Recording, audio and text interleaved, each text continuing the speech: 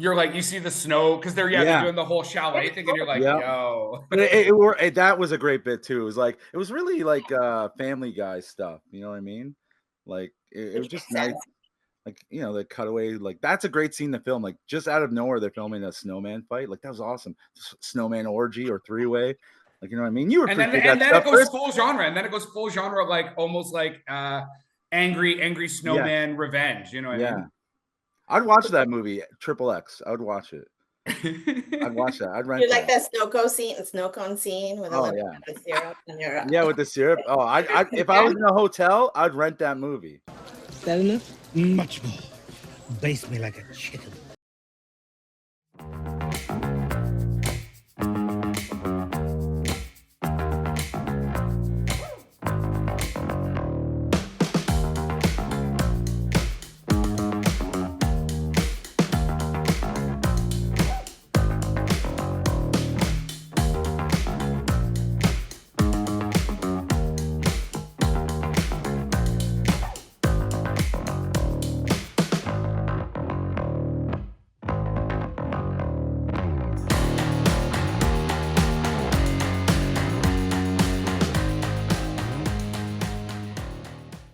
Hey, everybody, and welcome to this week's episode of How'd You Like That Movie? As you notice, we didn't start with Scott's annoying voice because he decided to take his family on vacation.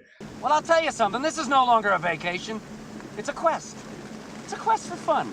No, we actually hope he has a great time. He puts in good work around here. So I hope he has a good trip in Europe. So to help us do the show today, we're going to be talking about the new Naked Gun film.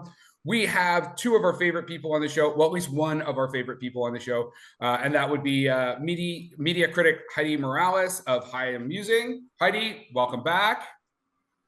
Nice to be back. Thanks.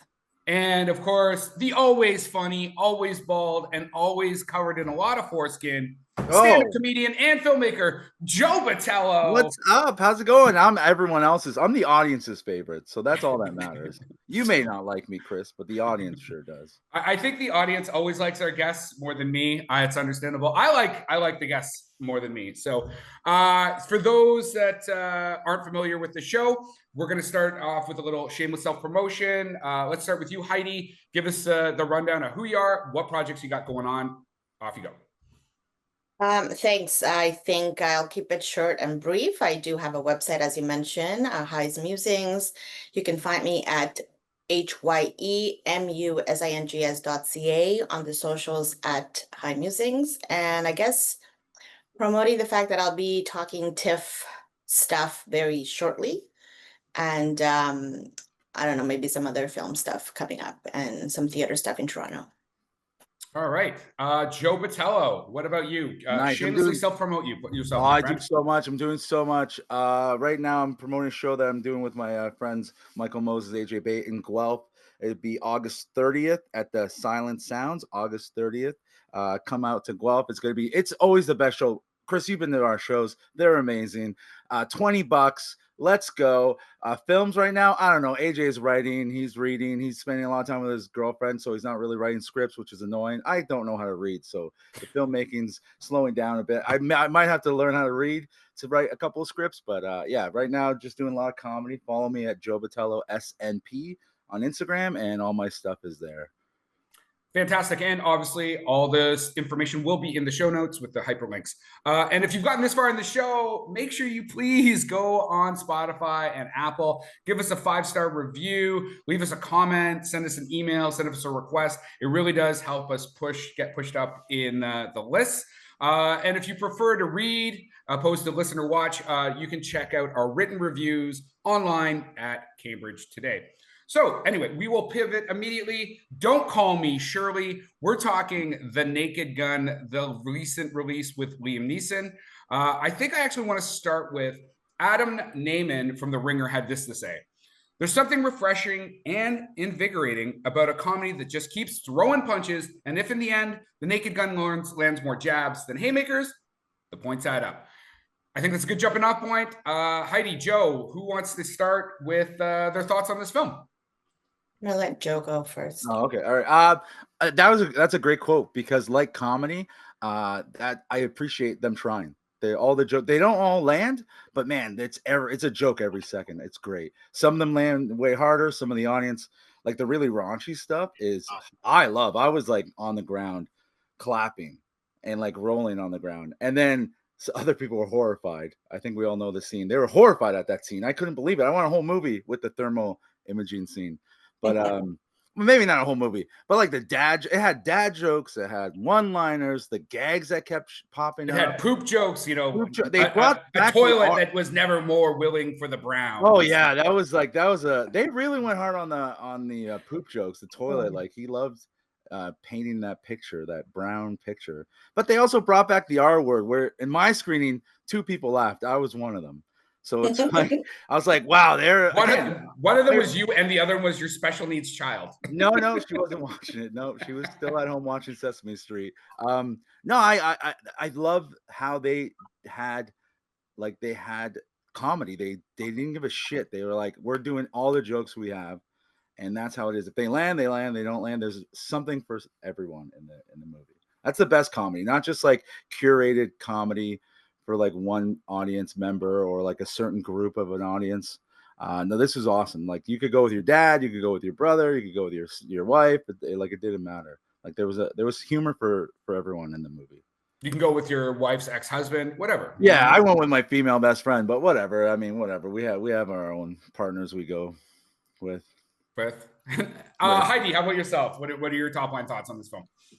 I like what Joe said. I think you're right. I think a lot of the jokes are great, and some definitely don't land as hoped. And I had a great time with this film.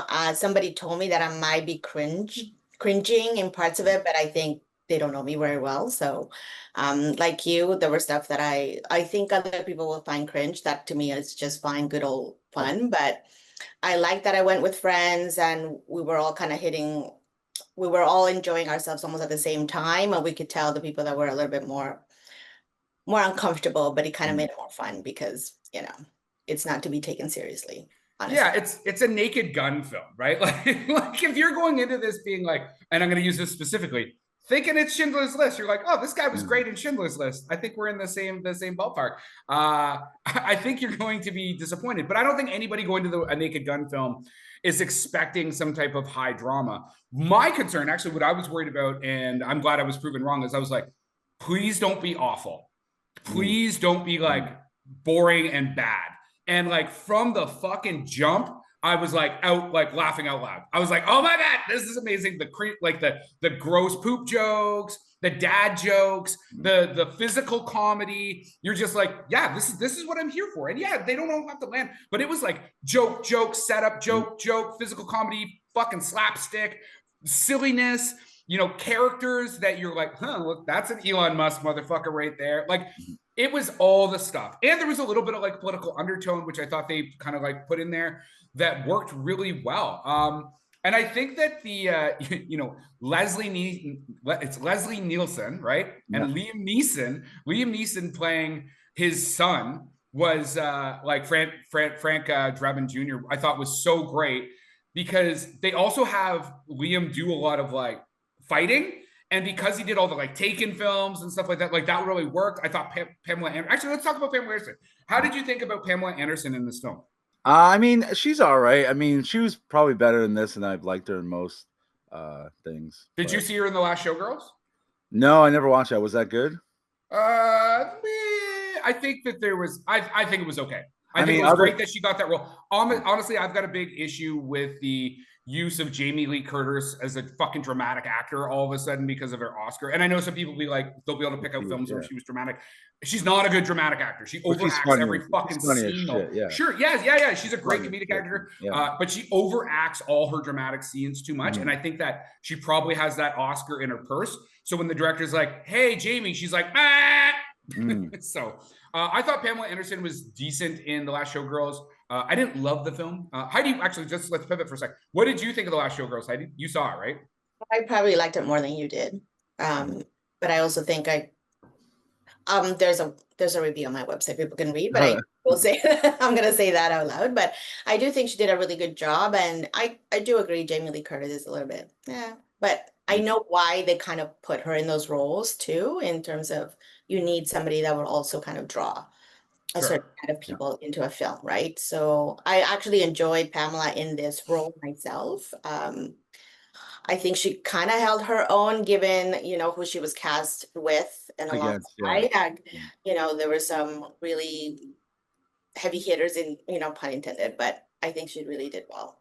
She was better than Priscilla. I love Priscilla. Oh, right. That's a good She point. was better. Like she basically played that role. I mean, the best scene with Pamela was like the jazz scene. That was legit funny. I was actually laughing. Wah, wah. That was like. But other than that, I can't. Like I don't know, man. I watched Baywatch when I was a kid. It was awesome. But then Stripperella is just like I was like I'm done with watch. I don't really care to watch her in acting roles, but she was good. She was funny in this. Again, she did a better job than Priscilla did, and Priscilla did a good job herself, but she was better in it as that Yeah, role. I would agree with that. And the jazz scene was definitely Oh, probably so funny, right. yeah. But I also did like I don't think we want to. Are we doing like full spoilers or no? I mean, I don't know how you can't really spoil this movie. I know, It's kind right? of just a bunch of running jokes, right? It's all So jokes, but I did there's a like, plot device at the beginning, right? So well, well, Which yeah. is such a dad joke, but was so funny. I'm like, that was hilarious. That well, was, and then when they actually were like they like did it became an initialism for something. I was Yeah. like, this is awesome. This is so awesome. Yeah. Anyway, go ahead, Heidi. Go ahead. no, it's okay. I will let you have the floor, but I think I also like the scene where the snowman comes into play. Yeah, Because of the yeah. genre elements, and like the minute that Mm. they were doing the witch thing, and I'm like, oh, there's nods to some genre stuff from the 90s here, and I knew where it was gonna go, and my friend's like, what's happening here? I'm like, just watch, it's gonna turn, and I think it worked out really well. So You they know- actually hold on, Joe. So Okay. in the credits, because I stayed to watch the credits or whatever, they Ooh. actually had an occult specialist listed in the credits for that one scene. They actually Oh. brought in a kind of like an occult coordinator. They also involved Jim Henson's lab in some of the work as well. Oh with- wow. Okay, Yeah. they went hardcore. They went hard Yeah, on it. yeah, they did. Is it just me, or was I thought they were gonna do like a nod to like Liam's wife dying in a ski accident. I was like, this is That would weird. have been That's where my mind the went. nose. I was like, oh my god, are they gonna like make this poor man cry? Like, why are they on a ski trip? I think they were probably compassionate in Yeah, my brain goes to the no, but dark I agree with you. Sometimes that's where our brain goes. Yeah. You're like, you see the snow because they're doing the whole chalet thing, and you're like, Yeah. yo. But that was a great bit too. It was really like Family Guy stuff. You know what I mean? Like it was just nice. Like, the cutaway, like that's a great scene to film. Like just out of nowhere, they're filming a snowman fight. Like that was awesome. Snowman orgy or three-way. Like, you know what I mean? You appreciate that and then stuff, it goes Chris? full genre, like almost like angry snowman revenge. You know what I mean? I'd watch that movie, Triple X. I would watch it. I'd watch that. I'd rent You like that snow cone scene with a little bit of syrup in your yeah, with the syrup. Oh, I if I was in a hotel, I'd rent that movie. Is that enough? Much more. Baste me like a chicken. That's the guy in the desk would be like, "Oh, that guy rented the Snowman movie. That's disgusting." The snowblower. Or Jason Statham, the snowblower. That might sound. Actually, whoa. Did we just make another great movie? Another movie. There you go, Joe. Get started. All right. Someone help me write. So I was shocked, and maybe it is because of the snowman stuff and everything. This thing had a $42 million budget. I was like, let's be honest, that's not a crazy amount of money but I was like, it seems like a lot of money to spend on a fucking comedy. You know what I mean? Thoughts? I think that's just becoming very common now in terms of filmmaking. I was speaking with some friends a couple of weeks ago in terms of, studios or producers bringing in certain ideas and like, oh, we need this many people to do X, Y, and Z. So of course it's going to cost so much. And when you kind of start bringing in, like I mentioned, I was surprised about the Jim Henson thing that I read in the credits. And I'm like, that's not cheap. Plus all absolutely the not. effects and things like that. And I mean, it's appreciated too. Like they had enough belief in the product that they put money behind it, which is great to know they had that much confidence in this franchise, or not franchise yet, but this movie to bring that or extension of the franchise. Yeah. I mean, I think if it wasn't an IP, maybe you don't get that kind of money for a comedy, but they know that Liam Neeson Yeah. and the Naked Gun, like those two things together. And Pamela Anderson, let's be honest, like she's going to be around for this as well. She's having a bit of a moment right now.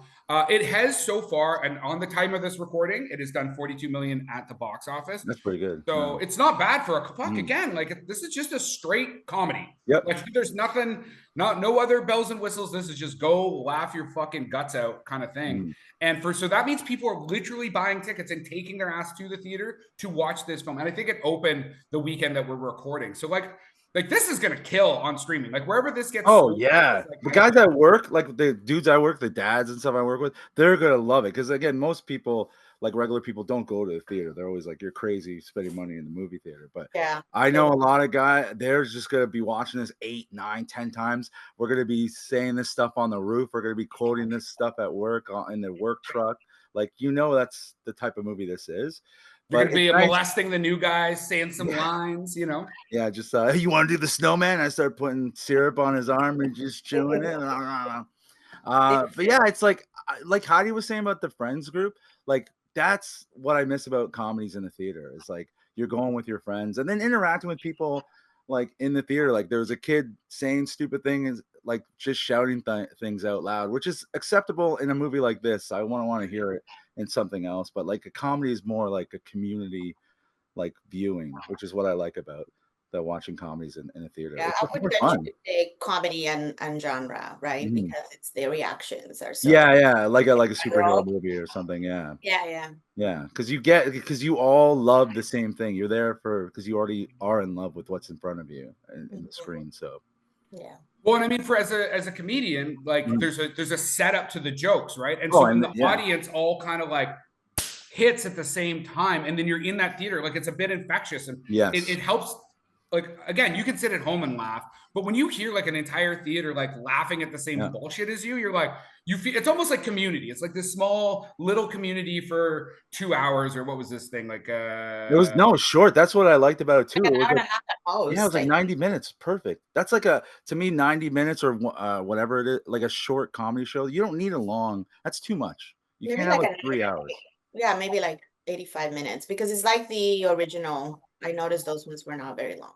Yeah, but you don't need more. I think it gets old, I guess. It gets tiresome too if you're just like, how many times are you gonna pull out a cup of coffee? It was hilarious, but I don't want 2 hours of the coffee out of the helicopter, out of the that's too much for too long. I need someone to pass me a coffee right now. Yeah, here we go. Hold on, Heidi.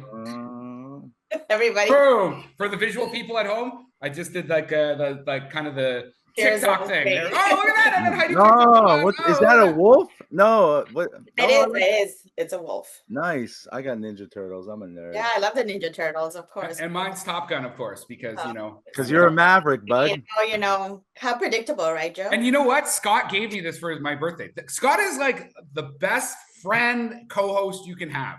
He puts up with my shit. He should be he's like my platonic heterosexual life partner at this point. You should just say he should be my boyfriend. I was gonna say husband, but I didn't want to wreck it. So we know his wife doesn't listen to the show, so it doesn't fucking matter. She comes to my comedy shows, bud. So I'll tell her. I'll let her know. You'll point. You'll be like, I'm like, get out of his life. You're ruining his life. Chris needs to love him as much as he can. A woman can't love a man the way a man can love a man. Men are made to love men. That's how men have penises. They both have penises. You both have a point. I do have a point because they're penises. I'm not gonna disagree. A man, there's a way a man is. I went to watch it with my female friend, but it's nice like seeing her laugh. What is this with Sherry? Did you go with Sherry? Yeah, I went with Sherry. Yeah. And like she's not laughing at things, but like laughing at things I'm laughing at, which is always cool. Like if it's the boys would kind of all laugh at the same thing, but I like seeing people not laugh at things that I'm laughing at. That's also fun to watch. Unless it's your comedy. Unless it's my comedy. No, silence is the thing I don't like. Oh, I get a little nervous when no one's laughing. I'd rather you boo and tell me to leave than I guess you would want a reaction of some kind. Yes. And that's what this had too. It was like it would be a joke and then the reaction. Like they didn't even like the reaction in the film, which I liked. I like seeing that too. So, is that basically, do you think, because they've set it up in a way where they're like, there's an audience, they're waiting for an audience reaction to the joke, and then you get an audience reaction to the character reaction? Yes, yeah. They're probably, yeah. I mean, it's doing well. Like, so we talked about it. It's $42 million so far. Critics have given it an 89, audience 76. I mean, I don't know why the audience wouldn't. I actually thought it would be a bit higher because it's like, I don't know what you expect. Like, what were you going to watch that you did not enjoy in this movie based on what this movie was supposed to provide you? You know what I mean? Well, yeah, the original one, it's like he's fighting like Gaddafi. And Oh my God, the original one is over the top. Yeah, that would pull so badly now. I was watching like, oh my God. And then they're like, he's making fun of OJ. Again, OJ's in it. Oh my God, that OJ joke? Oh, that was not Norbert is not Norbert. Remember that. That was so funny. He's like, yeah, like the joke towards us. I think those are the only ones they did, right? Where they look at the camera. Break the fourth wall or whatever. Break the fourth wall. That was good. But yeah, in the original one, like he's got shot and he's trying to comfort the wife, and then he goes, maybe he's gay. Maybe his gay lover killed him. Like, they don't write that stuff now like that. Yeah, it was just silly and funny. But yeah, I could see an audience if it's a random audience they pulled the numbers for. It was like, yeah, they might not like it. But I'm telling you, man, normal, like regular Joes and Janes are gonna love this movie at home. Like that. You can still be a bit on the woke side and still enjoy some of these jokes. Yeah, because they're not all like they're not about. I think you need to detach yourself from reality a little bit sometimes to allow yourself to laugh at these things because they're preposterous, right? Like they're so goofy.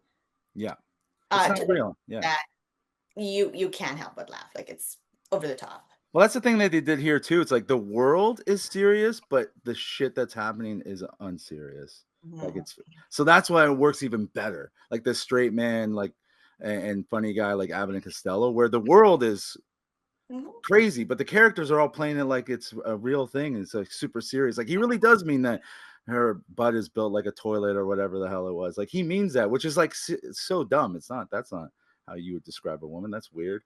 But like it's funnier because of that, because they take themselves so seriously in that. I get what he means too. Yeah.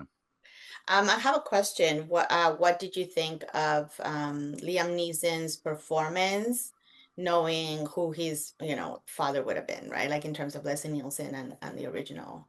Joe, do you want to take that? Just as what do you? Sorry, I'm trying to. What do you mean? What do I? Well, like, did you think there were times where he could have been physically more comedic? Because I felt he kind of became a bit much more like his Taken sort of roles, where he was playing it a little bit more straight, and I wish he kind of loosened up a little bit more.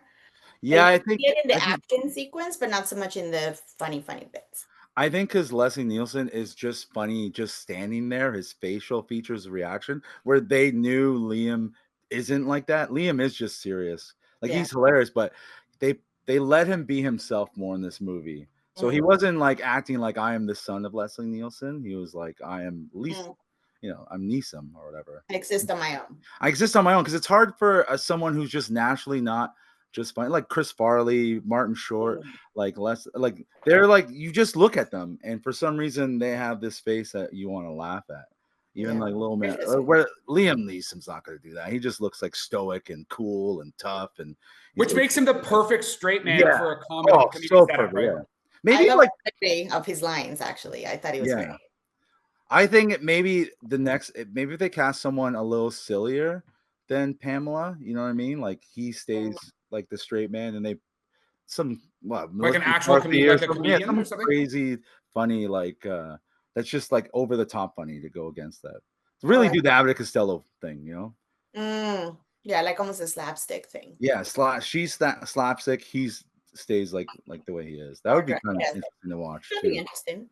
Yeah, I'm glad, and again, I agree with both you guys. I'm glad they actually didn't try to have him be more like Leslie Nielsen, because again, Leslie Nielsen's fucking Leslie Nielsen. Like you said, he just stands there and you're like, so having Liam just like lean into the stuff he does, build the story around that type of person, I think it worked. So I'm on Rotten Tomatoes. So I don't know if it's Ramon or Raymond, whatever. Listen, this is what Raymond had to say. He gave it like 1.5 stars. Cannot even compare to the originals. Only one funny part. I wish he would put in like what part he thought was funny. That's it. Judging by the silence in the movie theater, I would argue that most people felt the same. I think you're wrong, Ramon or Raymond or whatever the fuck your name is. You are wrong. You are wrong. Not only is there no chance that you'll ever be right, all signs suggest you will never even come close once in your lifetime. Is there anything else you guys want to talk about the Naked Gun? Do you recommend seeing it? See it in the theater? Let's do that. Let's get that out of the way.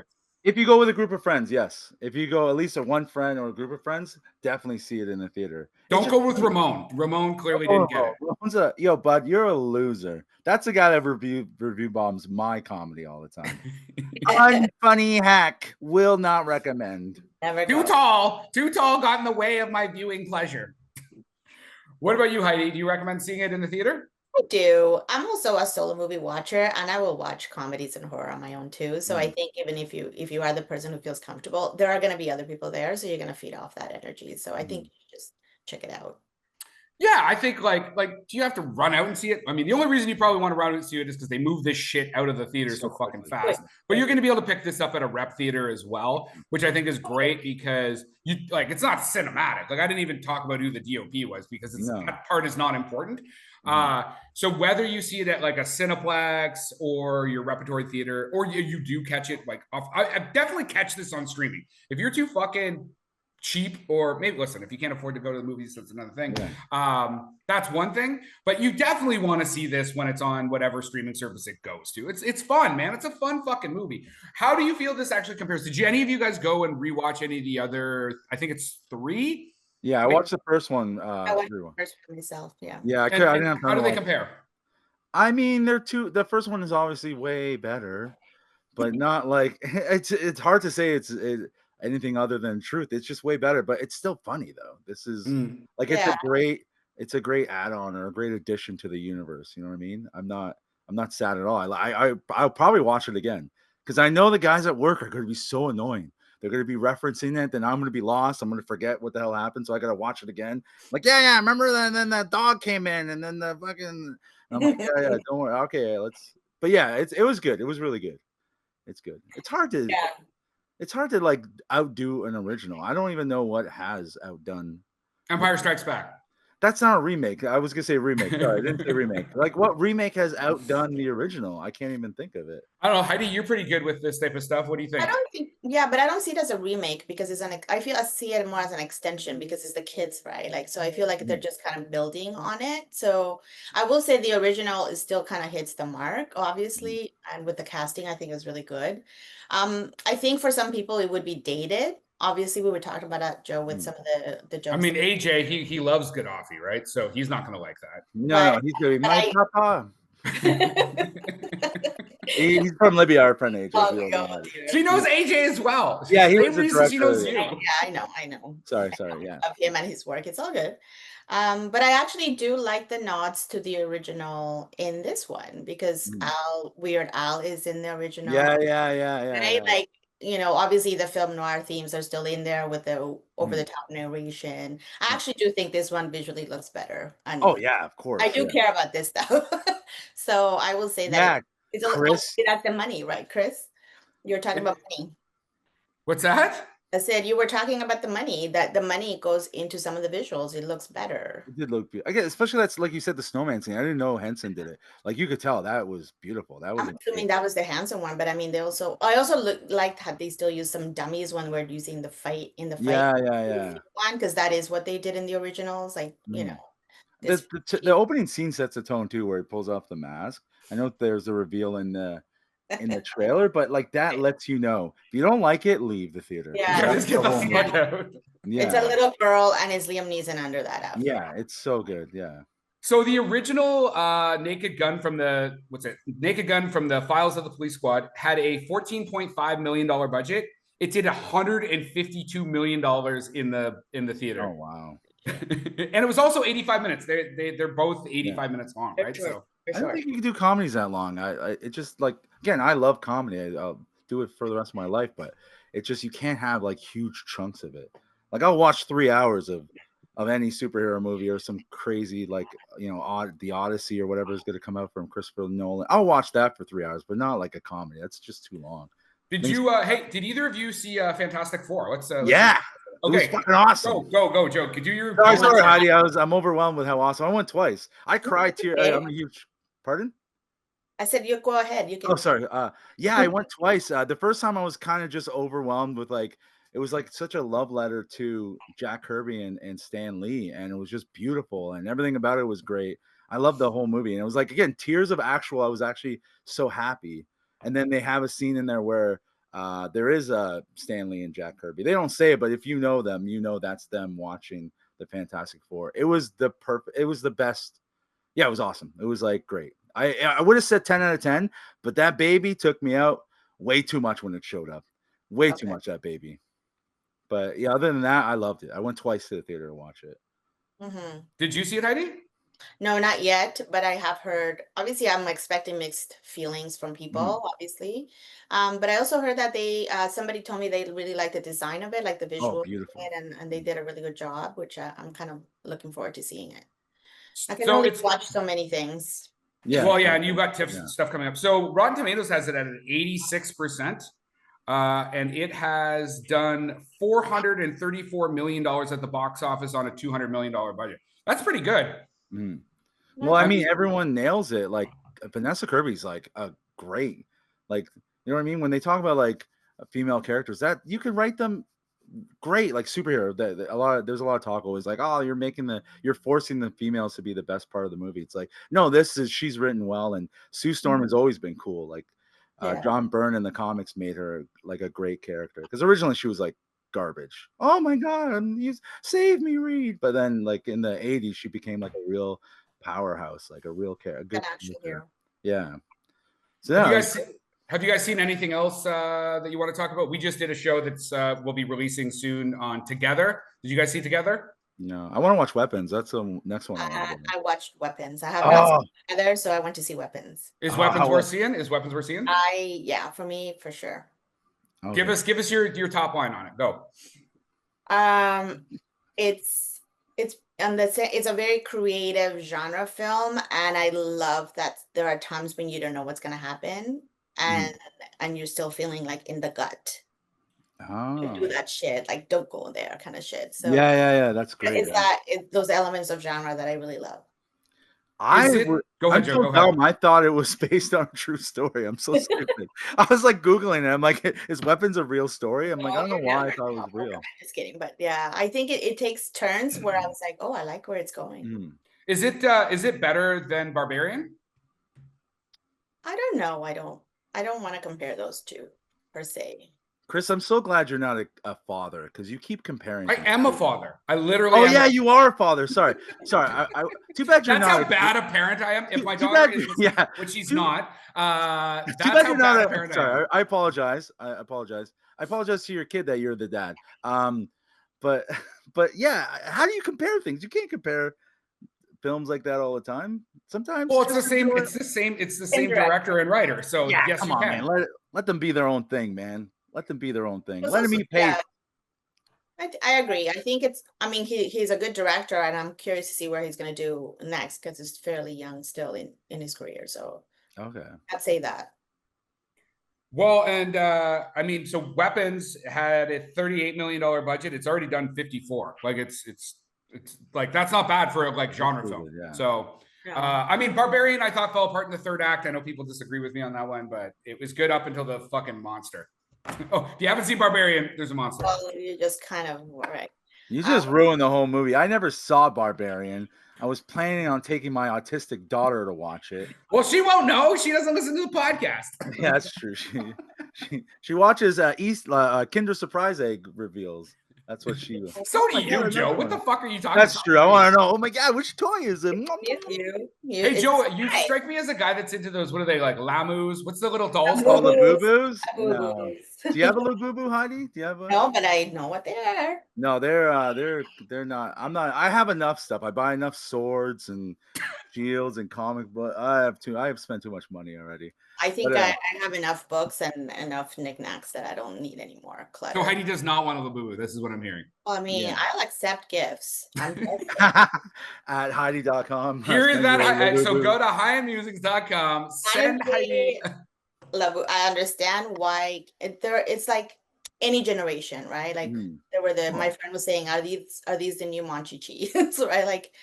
Oh yeah, I remember those. Right, so it's like every generation is gonna have something similar to Sanrio stuff. Oh, it's Funko Pops were the thing before that.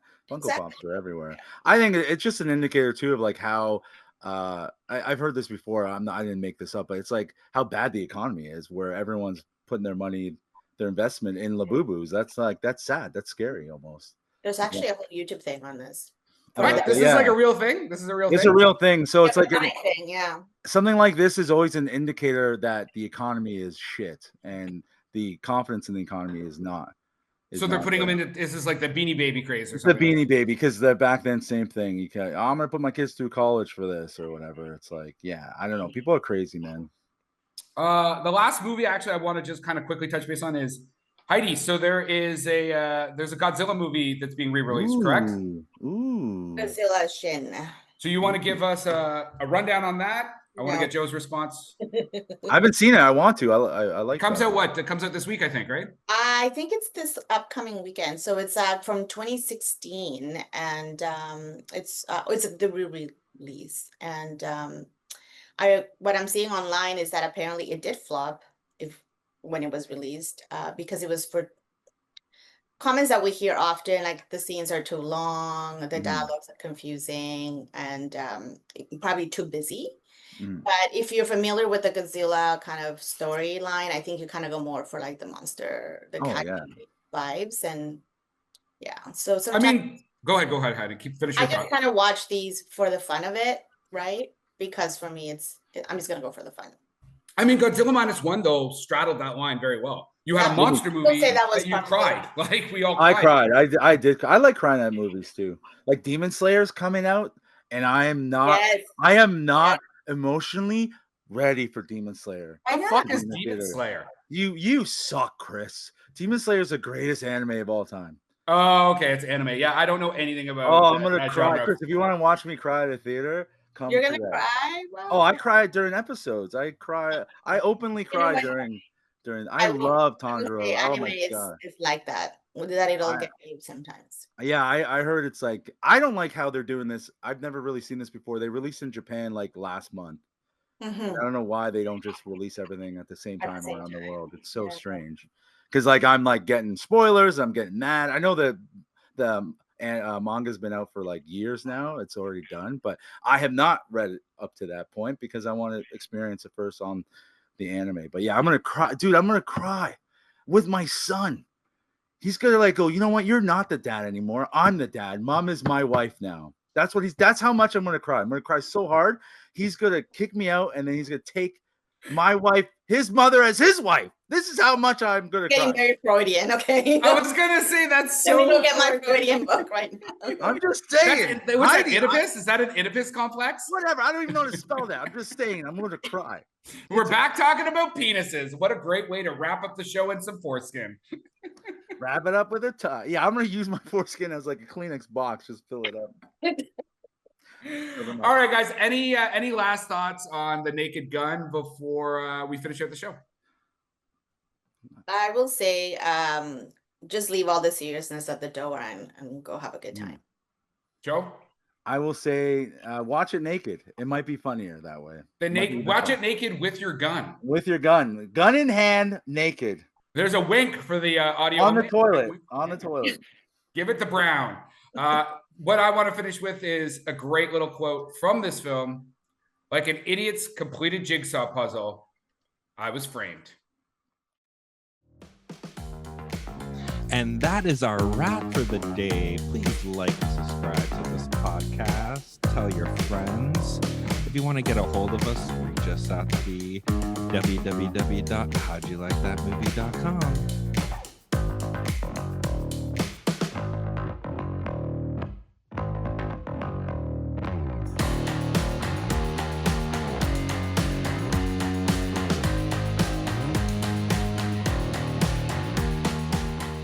Joe, I mean, for a guy that just came on the show to be the comedian, you only said a little. You only, according to Ramon, you just said only one funny thing. So why don't you say something funny? Go. Say something. Lots of funny. Yeah, that's not how it works, Chris. You don't point at me and I'm a little monkey. Just do what you say. Dance, monkey, dance. I'm not one of your girls that you pay for, bud. I'm a man that needs to be in the mood to do it. No, what do you want me to do? This is weird. I don't want to do caress you, Joe. Yeah, caress me. Actually, let's talk about me crying. Chris, have you ever cried at a movie? Yes, I cry all the fucking time at movies. Yes, actually, so 28 years later, saw it 3 times in the theater, cried every single time. Oh, you brought that many people to the theater. That's I didn't that kind of money. I don't know what kind of money to take 3 fucking people to, unless I go out at the same time on cheap night or something like that.